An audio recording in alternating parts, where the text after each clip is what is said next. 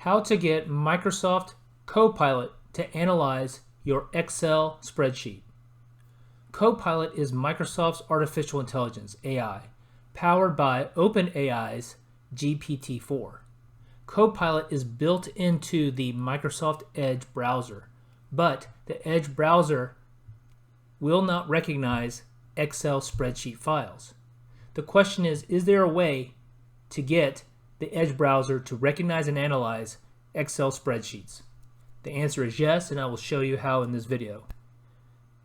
The way to do it is by converting the Excel spreadsheet into a PDF file. The PDF file with the spreadsheet information can then be recognized by the Edge browser and analyzed by the Copilot artificial intelligence. Let me show you how. So this is an Excel file with two columns. 1, 2, 3, 4, 5, 6, 7, 8 in column 1, and then column B has 100. I'm going to ask the artificial intelligence to multiply these two columns, so it will be resulting in 100, 200, 300, 400, 500, 600, 700, and 800, and will be the result. So the way to do that is go to File, Save As, underneath the title, select PDF. So file name, PDF, save as, and they'll save it as a PDF file with the spreadsheet information. So then get the PDF file, right click, open with Microsoft Edge. Right click, open with Microsoft Edge. Or grab the PDF file and drag it onto the Microsoft Edge browser, release, and then the Edge browser will open up the PDF file. So this is the Edge browser, and the PDF file is opened up into it. So this is actually a PDF file recognized by the Edge browser. It has two columns, just like in the spreadsheet.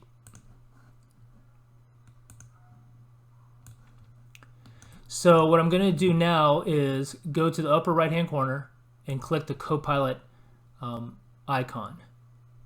This circular arrow here refreshes the panel. On the left side of the sidebar, there's 3 buttons, and you can increase the size of the sidebar, the Copilot sidebar. So Copilot is Microsoft's artificial intelligence. For math, you want to click the precise conversation style. In the bottom is a prompt box, and this is where you put in your request for the artificial intelligence to process information. And when you refer to the PDF, the spreadsheet, refer to it as this page, So let me give an example here. Multiply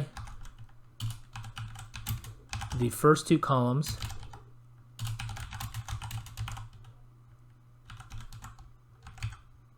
on this page. So you have to reference this page so that the artificial intelligence knows to focus on the PDF file on this web page. So then you press enter or click this arrow that says submit. So give it a few seconds to respond.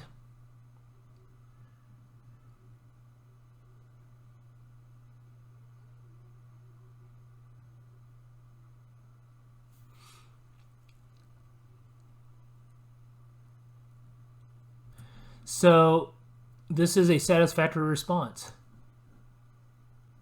So notice that Edge refers to the PDF file, which is a PDF of the Excel spreadsheet, as this page. Very important, this page. The first 2 columns on this page are, and it has the first column and the second column. It says, and then it explains its work. So I asked it to multiply the first 2 columns.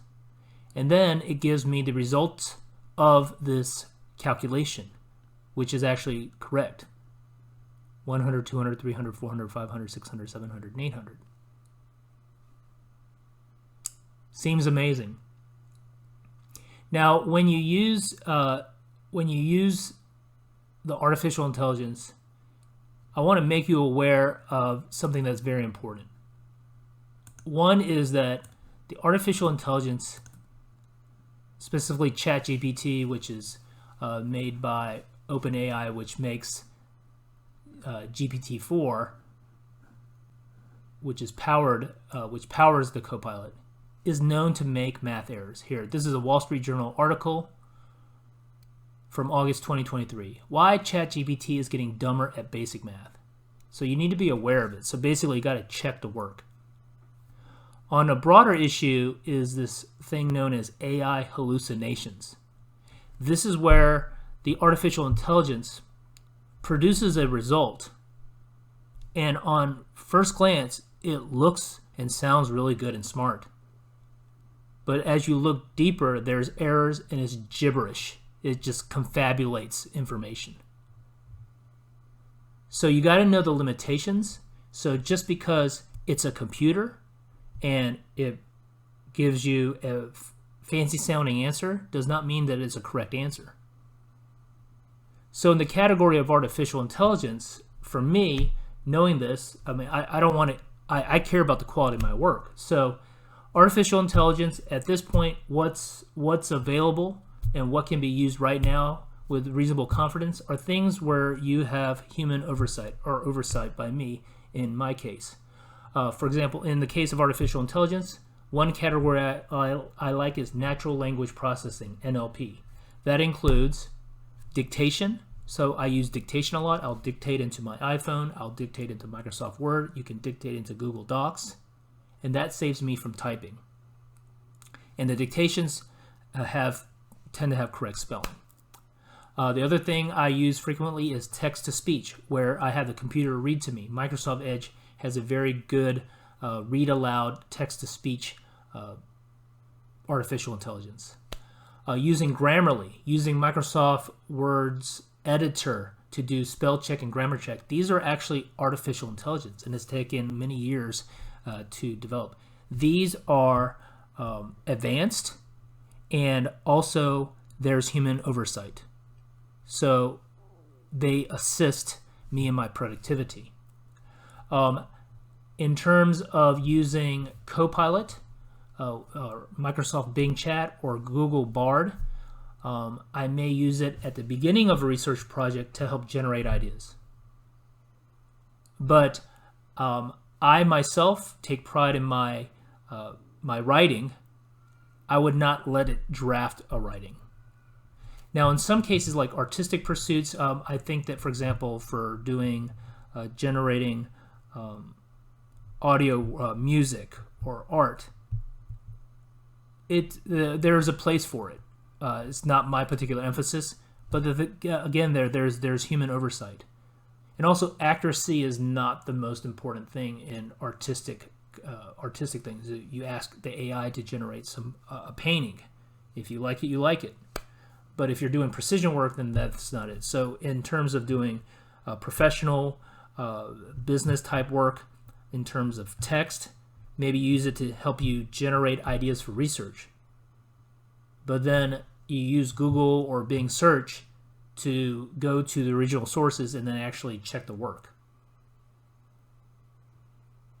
And then once that's done, where does AI come in? AI comes in when you, for example, dictation, if you're going to dictate a letter, and then using Grammarly or Microsoft Editor to do spell check and grammar check. So that takes care of some of the mundane work. So at this time, that's the nature of artificial intelligence.